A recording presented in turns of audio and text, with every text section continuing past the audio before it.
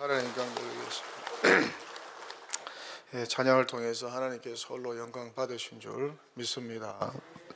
내 영혼이 잘되고 범사가 잘되고 강건하시기를 축원합니다. 모든 인생의 문제가 오늘 예배를 통하여 해결되고 문제가 다 없어지게 되시기를 축원합니다. 세상 염려 근심 걱정이 사라지고 하늘의 은혜와 사랑으로 성령으로 말씀으로 은혜로 충만한 복된 시간 되기를 축원합니다. 여러분 자녀들이 잘 되기를 축원합니다. 영육이 건강하시기를 축원합니다. 오늘 말씀 보니까 무릇 그리스도 예수 안에서 경건하게 살고자 하는 자는 박해를 받는다고 합니다. 경건하게 살고자 하면 박해가 있죠. 경건이 뭡니까? 경건은 하나님에 대한 깊은 존경심, 또 하나님의 사랑을 바탕으로 하나님을 경외하고 예배하고 또 그분의 말씀을 순종하면서 삶 속에서 하나님의 거룩을 드러내며 살아가는 것이 경건이죠. 나 여호와가 거룩하니 너희도 거룩하라.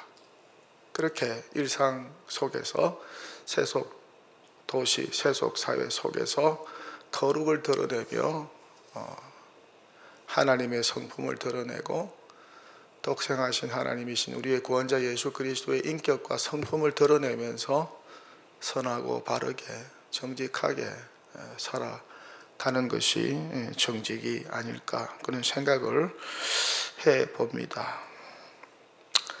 이 경건 훈련을 통해서 어떻습니까? 성도는 거룩해지죠. 그냥 거룩해지는 것이 아닙니다.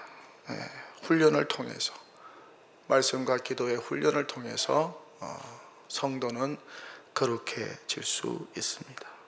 거룩해져서 하나님을 닮아가고 독생자 예수 그리스도를 닮아갑니다.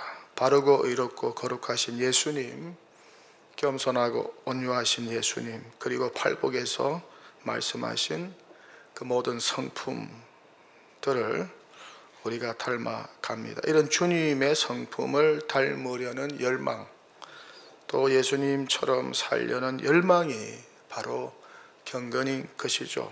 이렇게 예수님을 닮고 예수님처럼 생각하고 예수님처럼 살려고 하면 반드시 어떻습니까? 방해가 있고 박해가 있습니다. 사탄 마귀가 가만히 놔두지 않습니다. 사탄 마귀가 제일 싫어하는 것은 우리 성도가 거룩하게 살려고 하는 것입니다. 가장 좋아하는 것은 죄악의 진흙덩이에서 그렇게 죄와 함께 먹고 마시며 살아가는 것을 사탄 마귀가 가장 좋아하는 것입니다. 사도 바울은 경건하게 살려고 하다가 박해를 많이 받았죠. 그는 20년간 선교 여행하면서 가는 곳마다 방해꾼을 만났고 박해가 있었습니다. 안디옥에서도 있었고 이고니온에서도 있었고 루스드라에서도 박해와 고난이 많았습니다. 그런데 주님께서 이 모든 고난 가운데 바울을 건져 주셨어요. 이렇게 주변에는 교회와 성도를 박해하는, 거룩하게 살려고 하는 교회와 성도를 박해하는 세력들, 악한 무리들이 있어요. 속이는 자들도 있어요. 세월이 갈수록 말세가 다가올수록 이들은 더욱 악해지고 더욱 교모해져서 교회와 성도를 회방하고 무너뜨리려고 하는 것이죠.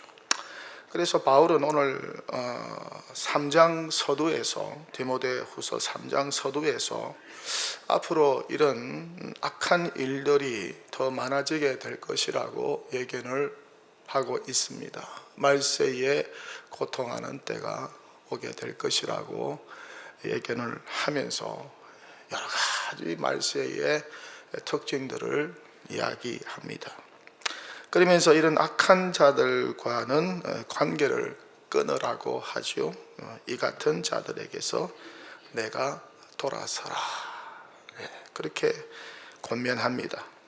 또한 이런 교회 내 악한 자들이 구약 광야 시대 때에 얀네와 얀브레가 모세를 대적한 것과 같이 영적 지도자를 대적하게 될 것이라고 예견하면서 또한 경고합니다.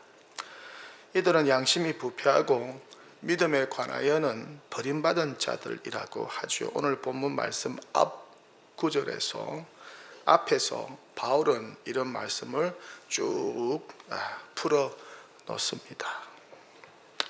이렇게 교회 안과 밖에 악하고 못된 사람들이 많다는 것이죠. 이것이 교회가 직면한 큰 문제라는 것입니다. 모두가 선하고 착하면 얼마나 좋을까요? 그러나 그러지 못하다는 것이죠. 디모데 목사, 젊은 디모데 목사가 목회하고 있던 1세기 로마 제국 내에 에베소에 세워진 에베소 교회에 이런 악한 무리들이 갈수록 많아졌다는 것입니다.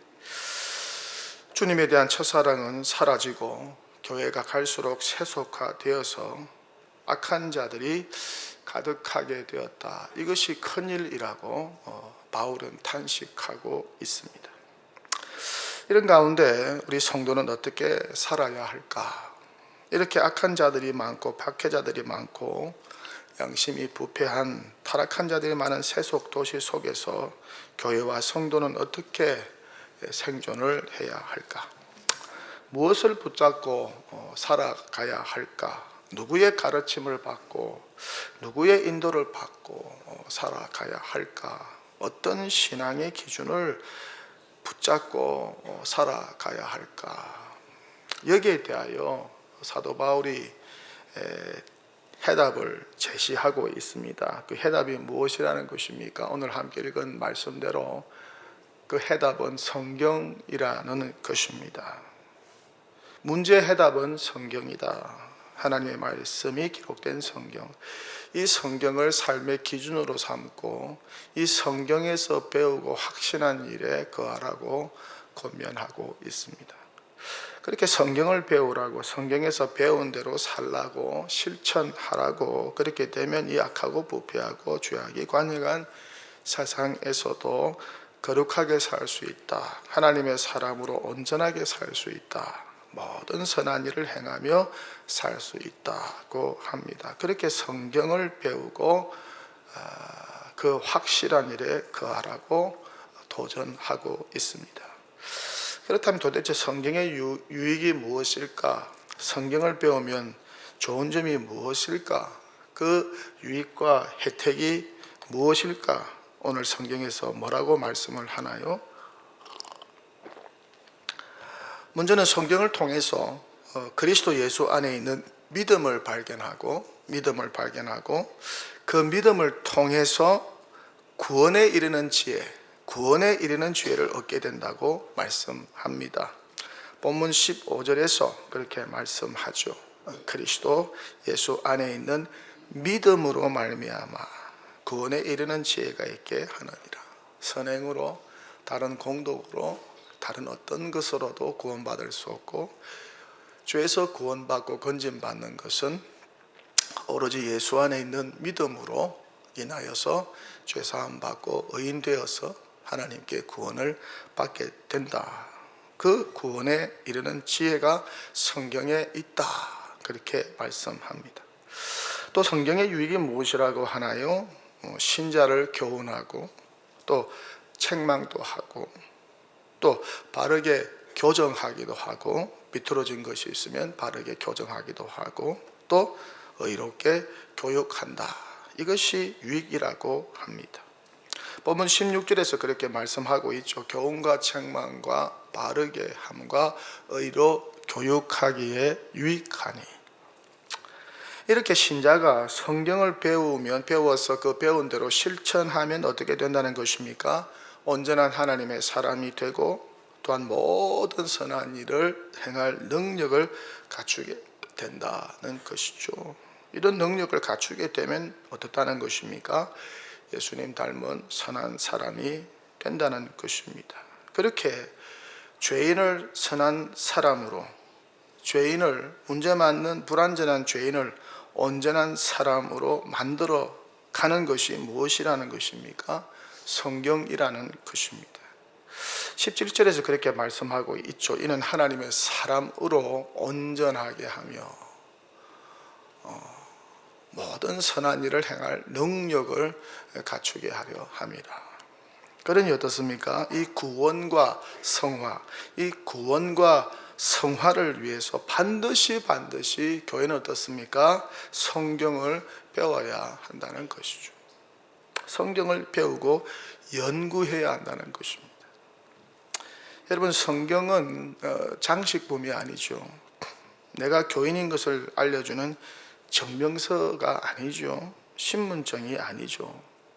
성경은 무엇입니까? 신앙과 믿음의 교과서입니다. 신앙과 믿음의 교과서. 한번 따라해 보세요. 성경은 신앙과 믿음의 교과서다.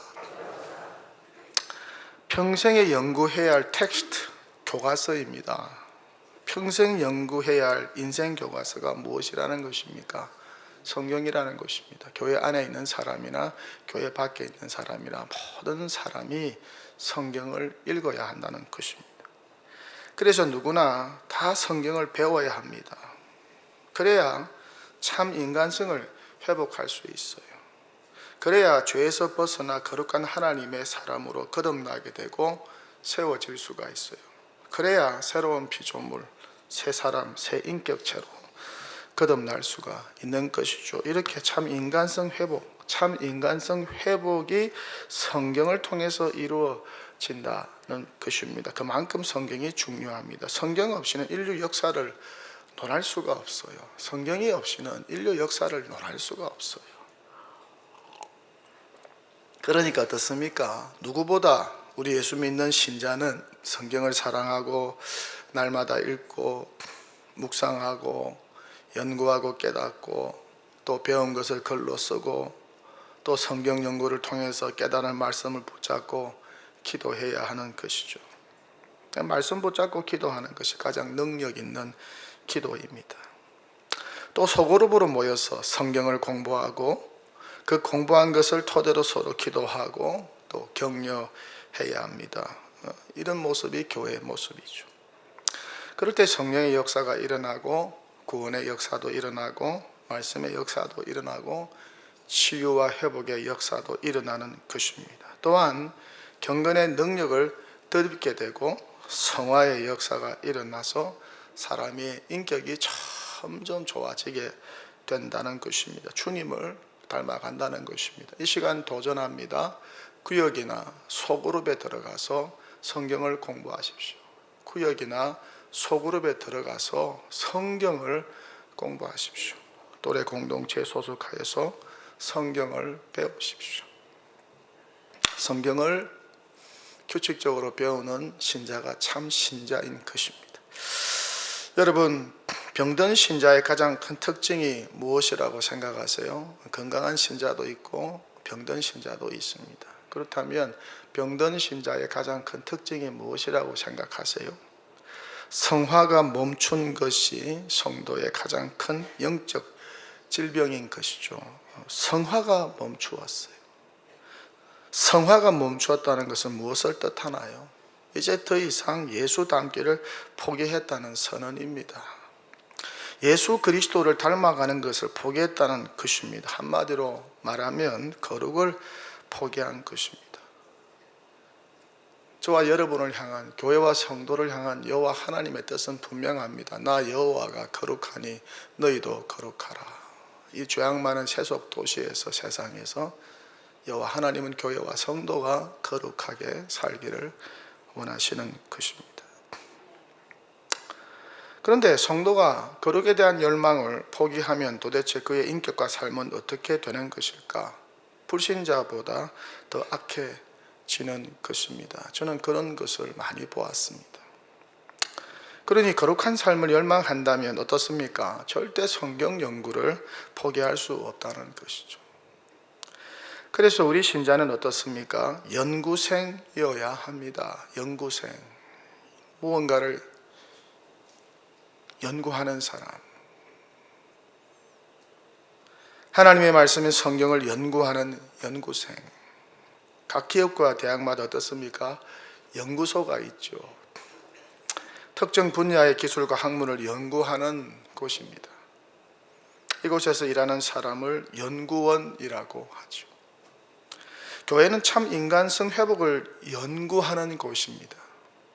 인간성이 회복된 사람을 배출하는 곳입니다. 선한 사람, 착한 사람, 예수님 닮은 사람, 그런 사람을 배출하는 곳이죠. 또한 구원의 진리를 연구하는 곳입니다. 어떻게 하면 참 인간이 될까? 인간다운 인간이 될까? 어떻게 하면 죄로 타락한 인간이 회복되어서 거룩하게 될까? 어떻게 하면 죄에서 해방되어서 구원에 이르게 될까? 인간이 직면한 죄의 문제를 어떻게 해결할 수 있을까? 어떻게 하면 사람이 변화될 수 있을까? 이런 것들을 배우고 연구하고 또한 모르는 이들에게 가르치는 곳이 바로 교회, 에클레시아, 하나님의 거룩한 백성이 모여 있는 교회라는 것입니다. 그래서 교회는 성경 가르치는 곳이고 교회는 성경 배우는 학생입니다. 교회는 성경 가르치는 곳이고 교회는 성경 배우는 학생입니다. 여러분은 학생입니다. 하나님의 말씀인 성경을 배우는 학생, 그런 마음가짐으로 교회 생활하시고 신앙생활을 하셔야 합니다. 그러니까 교인들은 모두 성경을 배워야 한다는 것이죠. 성경 배우지 않고서는 절대 변화되지 않아요. 거듭나지 못합니다. 성경 말씀이 내 심령과 부닥쳐야 놀라운 변화가, 역사가 일어납니다. 이렇게 부닥쳐야 돼. 부닥쳐야 소리가 나지. 부닥치지 않으면 아무 일도 일어나지 않습니다. 그 부닥치는 것을 성령의 감동이라고 하죠. 감동이라는 이 말의 원래 뜻은 배가 폭풍에 사로잡히다는 뜻입니다. 배가 어느 목적지를 향해서 가는데 풍랑이 불어요. 그럼 그 풍랑과 바람이 그 배를 사로잡아 버립니다. 그러면 배는 그 풍랑과 바람이 원하는 방향으로 가게 될 수밖에 없어요. 그렇게 성령의 감동, 성경 읽다가 성령의 감동하심이 나를 사로잡을 때가 있습니다. 이유는 성경이 하나님의 감동으로 된 것이니까, 하나님의 감동으로 쓰여진 것이니까, 하나님의 감동받은 사람들로 인하여서 쓰여진 책이 성경이기 때문이니까. 원저자는 하나님이시죠. 그리고 성령 하나님께서 시마다 40명의 저자, 40명의 저자를 택하여서 성경을 쓰게 하셨죠. 각 성경을 쓰게 하셨어요. 66권의 성경, 각 성경을 쓰게 하셨죠. 그렇게 1500년의 기간 동안에 만들어진 책이 바로 성경이라는 것입니다. 그럼에도 불구하고 어떻습니까? 주제의 통일성이 유지되고 있다는 것입니다. 이것이 놀라운 은혜요 신비입니다. 1500년 동안 시대마다 모르는 저자 40명이 성경을 기록했는데 다 딱 모아보니까 주제가 딱 하나라는 것입니다. 주제의 통일성이 있다는 것입니다. 여러분 책 한 권도 쓰는데 주제의 통일성 맞게 쓴다는 거 굉장히 어려운 일입니다. 그런데 1500년 동안 40명의 저자가 직업도 다르고 성격도 다르고 시대도 다른 그런 사람들이 성경을 썼는데 딱 모아보니까 주제가 딱 하나입니다. 통일성이 계속 유지되고 있어요. 이게 신비 아니겠어요? 그래서 성경은 정말 신비로운 책입니다. 신비로운 책. 이런 책이 없죠. 그래서 인류의 베스트셀러가 성경이지 않습니까? 그래서 성경을 공부할 때는 누구보다 성령을 의지해야 됩니다. 성경을 공부할 때는 누구보다 성령을 의지해야 됩니다. 성령 하나님을 과외 교사로 삼고 성경을 읽고 연구할 때마다 성령 하나님을 의지해야 됩니다.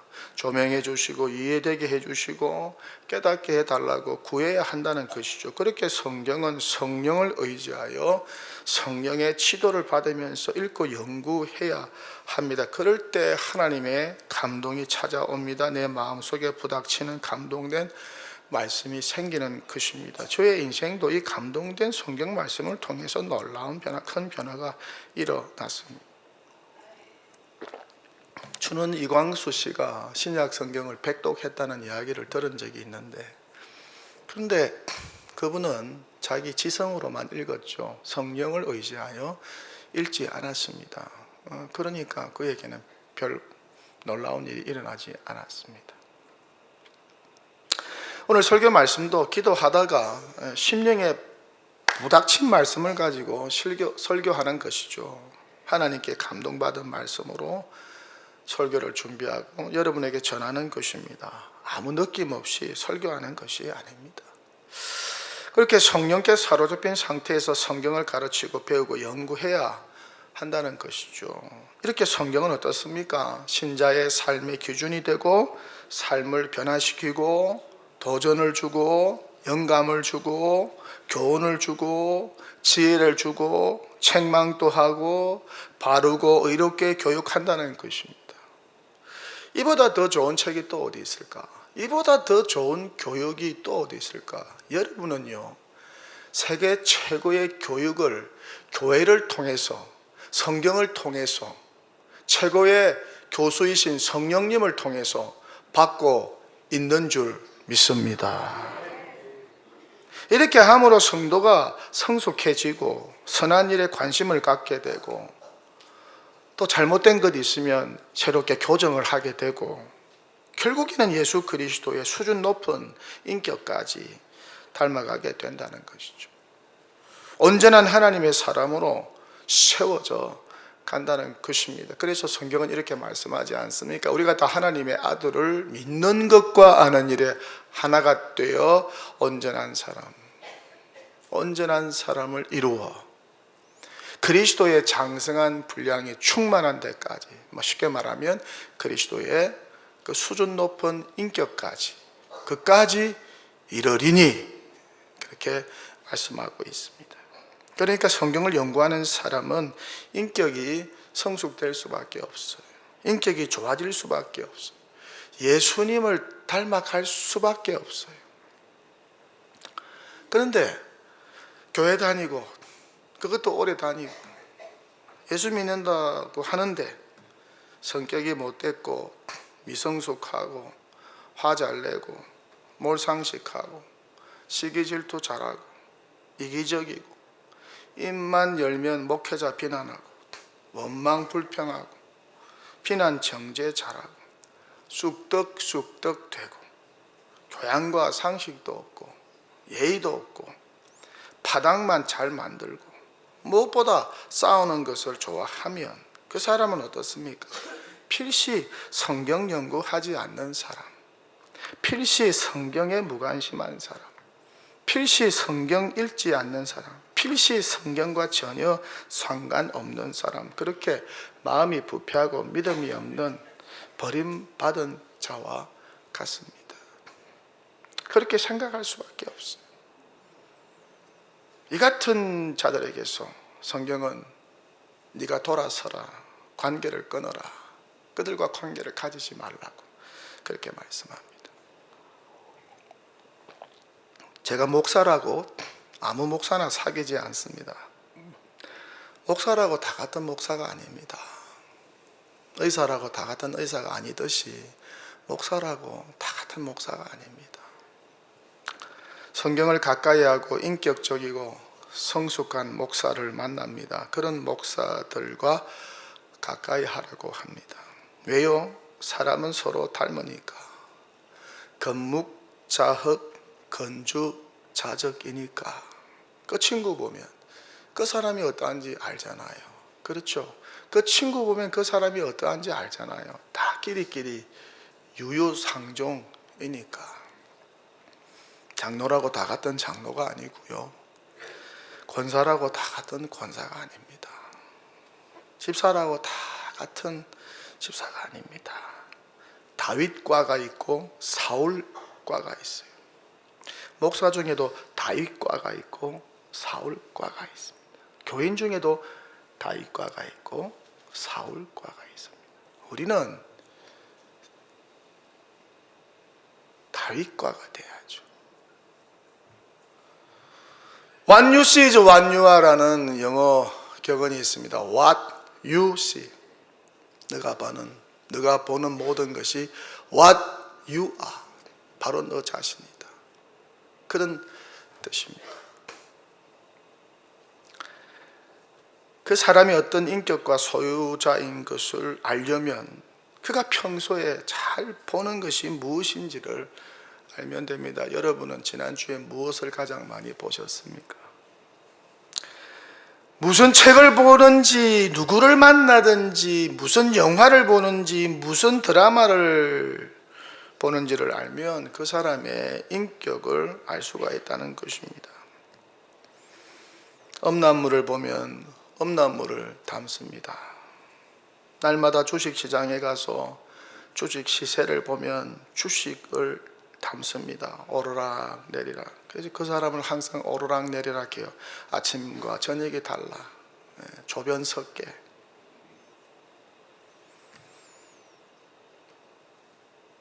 도박장에 가서 도박하는 것을 보면 도박하고 싶어요.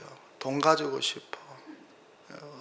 무슨 수단과 방법을 동원해서 돈을 가지고 싶어. 사람을 죽여서라도 돈을 가지고 싶어. 마약을 팔아서라도 돈을 가지고 싶어. 돈을 가져야 도박장에도 갈 수가 있으니까. 도박하다가 인생 망친 사람 많습니다. 골프 치면 골프 공만 보이고, 당구 치면 무슨 공만 보이고? 당구 공만 보이고, 바둑하면 바둑 알만 보이고, 장기 뜨면 장기 알만 보이고. 그렇죠? 다 경험해 보셨죠? 그렇게 놀고만 싶어요. 제가 대학 입학해서 당구장을 처음으로 갔어요. 제가 고등학교 때까지는 당구장 한 번 안 갔습니다. 모범생이었어요. 제 친구들은 다 대부분 당구장 갑니다. 당구장 가서 술 먹고 담배 피우고 그래요. 그 당시 당구장은 그랬어요.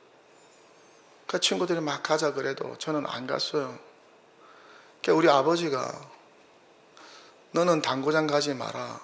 너는 바둑 두지 마라. 너는 장기도 두지 마라.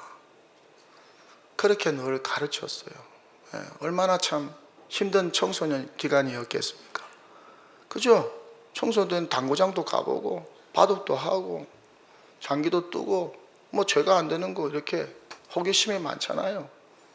이것저것 해보면 좋은데 거의 뭐 수도사처럼 저를 키웠습니다. 그래서 제가 순종을 했습니다. 부모에게 순종하라고 하니까 순종을 했죠. 근데 딱 집을 떠나고 서울로 딱 와서 있으니까 너무 자유가 많습니다. 그 친구 따라 당구장 가봤습니다. 태어나서 처음으로 당구장 갔는데 너무 좋아요. 와, 이게 천국이구나. 교회보다 좋아. 너무 좋아. 뭐 다 있어. 이쁜 아가씨도 있고 아줌마도 있고 술도 있고 담배도 있고 뭐 이상한 잡지도 있고 다 있어. 돈 내기도 하고 뭐 이기면 뭐 짜장면도 오고 뭐 짬뽕도 오고 뭐 탕수육도 오고 막 별천지야. 그래가지고 친구가 이제 당구를 이게 가르쳐 주는 거예요. 뭐 빨간 공, 흰 공 이렇게 치고 30, 50, 60, 90 마세이라는 것도 나 그렇게 배웠다니까 그냥. 그러면서 150, 300 이게 300 치는 분 있어요? 이야. 한동안요 집에 가면요 기숙사에 딱 누워버리면 당구공만 보이는 거야. 당구공이 일로 갔다가 절로 갔다가 요래 치면 더 잘 큰데 이런 거. 당구만 연구해. 당구 책 사가지고 그냥 어떻게 하면 당구. 대학생이 텍스트를 공부를 해야지.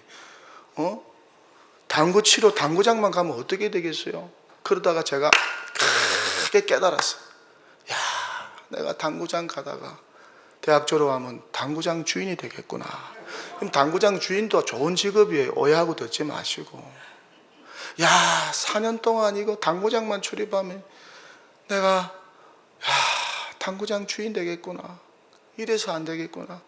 부모님이 나를 위해서 기도하고 있는데 내가 이래서는 안 되지. 그래가지고 마음을 딱 잡고 당구장 안 가고 그때부터 도서관을 갔습니다. 도서관. 새벽부터 도서관 가가지고 성경책을 1시간 딱 읽었어요. 너무 좋은 거예요. 예수님 만나고 성경을 딱 펴니까 딴 거 없어요. 내가 바르게 살아야 되겠다. 거룩하게 살아야 되겠다. 주님을 기쁘시게 해야 되겠다. 나를 위해서 기도하는 부모님 기쁘시게 내가 이렇게 열심히 살아야 돼. 그런 마음이 이렇게 성경을 읽으니까 이게 들어오더라고요. 그래서 4년 동안에 기숙사에서 정말 지냈습니다. 놀렐루야. 정말.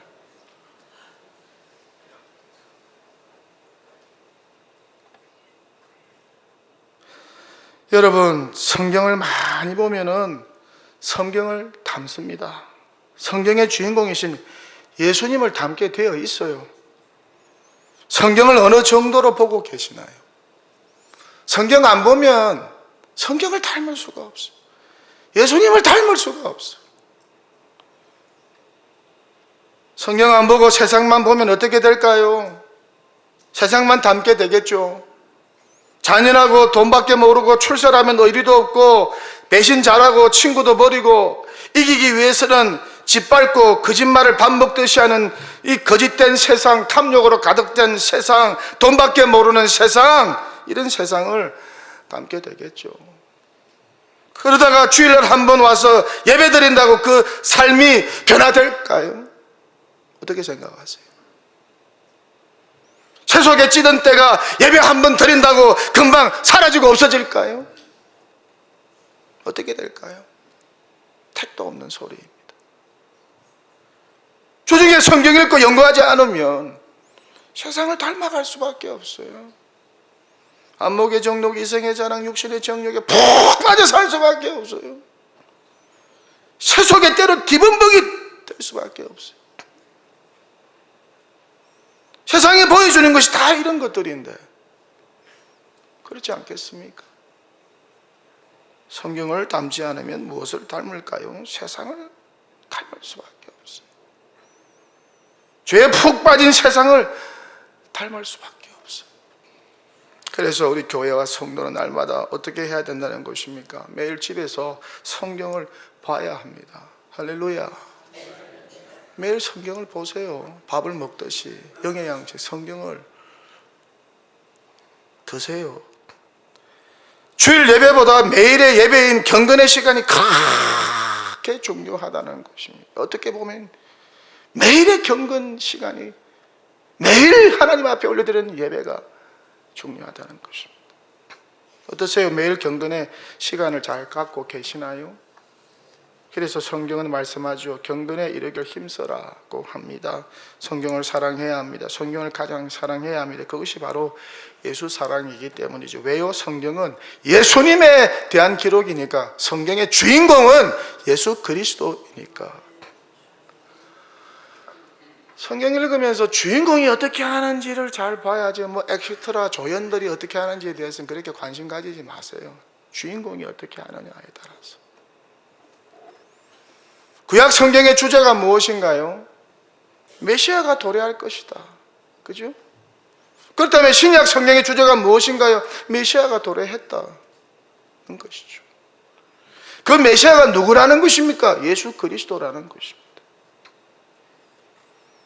그렇게 성경은 온통 예수님에 대한 기록입니다. 성경의 핵심은 예수 그리스도라는 것입니다. 그래서 성경을 펴기만 하면 우리는 예수님을 만날 수 있습니다. 주님의 음성을 들을 수가 있습니다. 그래서 그레이엄 스카로지 박사는 이렇게 말을 합니다. 성경의 배후에는 오직 한 인물만 있다. 구약에서 그는 예언되었고 복음서에서 그가 나타났으며 사도행전에서 그가 전파되었고 서신서에서 그가 사람들 속에 계셨고 계시록에서 그가 사람들을 지배하신다고 그렇게 말합니다. 그렇습니다. 성경에는요 대략 3,000명 정도의 사람들의 이름이 실명으로 거론되고 있어요. 하지만 모두 다 예수 그리스도를 나타내는 조연에 불과합니다. 주연은 예수 그리스도입니다. 이 성경의 유익과 혜택을 받은 사람 중에 한 사람이 바로 설교자인 저입니다. 제가 이 성경을 통해서 얼마나 많이 은혜를 받고 변화되었는지 몰라요. 고등학교 때 사진을 한번 보면 여러분 놀랄 거예요. 젊을 때 제 사진을 한번 보면 여러분 놀라실 거예요. 야, 옥 목사 딴 사람이네. 예수 믿고 딴 사람 되기를 축원합니다. 지금의 삶은 제가 꿈꾸고 그랬던 여정이 아닙니다. 오직 성령의 인도함을 받아서, 성령의 인도함을 받아서 만들어진 여정입니다. 주님의 작품이에요. 그렇게 여기까지 오게 된 것이죠. 아내와의 결혼도, 동도교회와의 결혼도 모두 성경과 성경교사이신 성령의 인도함이었어요. 저는 그저 성령께서 감동 주시는 말씀의 돛단배에 제 인생을 맡긴 것뿐입니다. 주님 뜻대로 하옵소서. 주님이 원하시는 길이라면 그 길을 가겠습니다. 주님 뜻대로 하옵소서. 그 배를 타고 가겠습니다. 그렇게 성경에 제 인생을 맡겼어요. 그랬더니 여기까지 오게 된 것이죠. 그리고 앞으로도 그럴 것입니다. 성경을 사랑하는 여러분 되시기를 축원합니다. 평생 성경과 동행하는 여러분 되시기를 축원합니다.